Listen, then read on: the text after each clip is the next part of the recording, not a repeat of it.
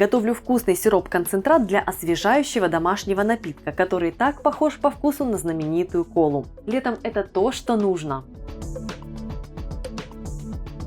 Привет, друзья! Меня зовут Галина Артеменко. Освежаем лето вкусным домашним натуральным напитком. Тут только натуральные ингредиенты, цедра цитрусовых, специй, и любителям Кока-Колы, Пепси я очень рекомендую иметь в холодильнике в летнее время у себя заготовку вот с таким сиропом.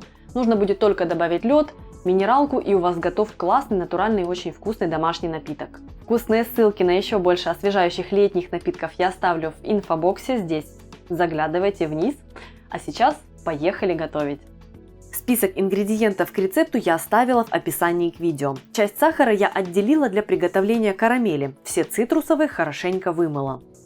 Начинаю с карамели. Отправляю 50 граммов сахара из общего объема в кастрюльку с толстыми стенками и ставлю на минимальный огонь. Нужно дать сахару расплавиться и довести его до состояния темной карамели. Я взяла 10% сахара из общего объема в карамель, и напиток получится в меру карамельно насыщенным. Если хочется более насыщенного вкуса и цвета, можно отправить в карамель и 100 и 150 граммов из общего объема в 500. Когда сахар расплавился и начал исходить легкий дымок, я выключаю огонь и очень аккуратно вливаю часть воды. Сначала она будет сильно брызгаться, поэтому стоит быть осторожным. Лить бережно, но не слишком медленно. Вода расплавит карамель. Перемешиваю, чтобы помочь ей разойтись полностью, и пока оставляю в покое.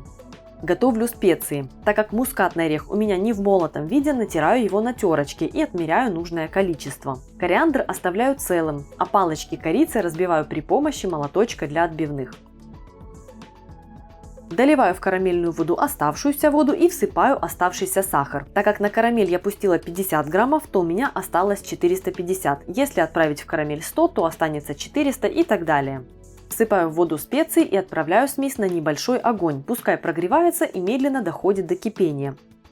Этим временем я снимаю цедру со всех цитрусовых, с лайма, с лимона и с апельсинов. Если у вас есть доступ, то вместо цедры 3 апельсинов можно взять цедру 2 плюс 1 столовую ложку сухой цедры горького апельсина. Цедру отправляю в кастрюльку с закипевшим сиропом. Довожу смесь до кипения, убавляю огонь до минимума, накрываю кастрюльку крышкой и оставляю на 15 минут. Этим временем выжимаю сок изо всех цитрусовых, с которых я сняла цедру. Выжимаю все в одну миску и не заморачиваюсь насчет косточек и мякоти. Затем сироп я буду процеживать, так что пока важно просто хорошо отжать сок.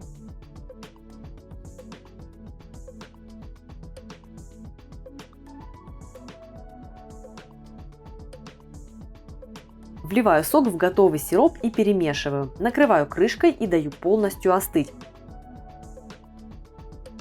Остывший сироп процеживаю через сито в банку и отправляю в холодильник. Для подачи потребуется охлажденный сироп, лед и газированная минералка. Отправляю в стакан лед, вливаю сироп, его количество на стакан по вашему вкусу. Доливаю доверху водой. Можно дополнить кружочками цитрусовых и готово. Очень освежает.